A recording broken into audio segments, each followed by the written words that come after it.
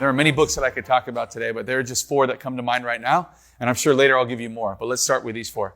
The first book I would recommend is 10X by Grant Cardone. And Grant Cardone's an incredible entrepreneur.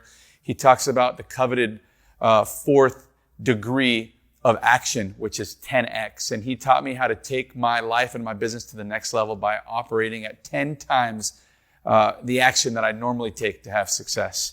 And I remember how that changed my life and how that shaped me in a few of the businesses that I've run. And the next book I would recommend to you is The Richest Man in Babylon by George Clason.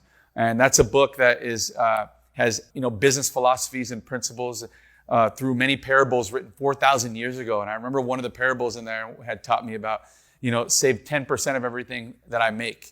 And a lot of people might mention in business that it's not about how much you make, it's about how much you keep.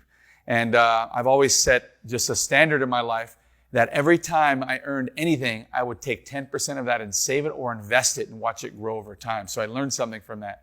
Another book that I'd recommend to you is Start With Why by Simon Sinek. And in this book, Simon talks about some of the greatest influential business owners in the world and how they think and act.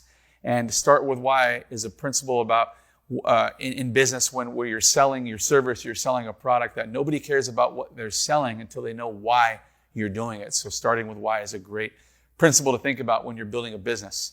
And then I would say the final book that I would recommend is The Greatest Salesman in the World by O.G. Mandino. And that's a story of a poor camel boy who was gifted these set of scrolls from a successful salesman.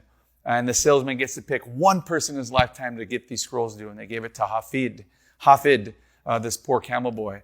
And it laid out all these principles and success principles for business. And he became the greatest salesman in the world. So those are 4 books I would recommend that you start reading right away. And you're going to see how it will shape your life in years to come.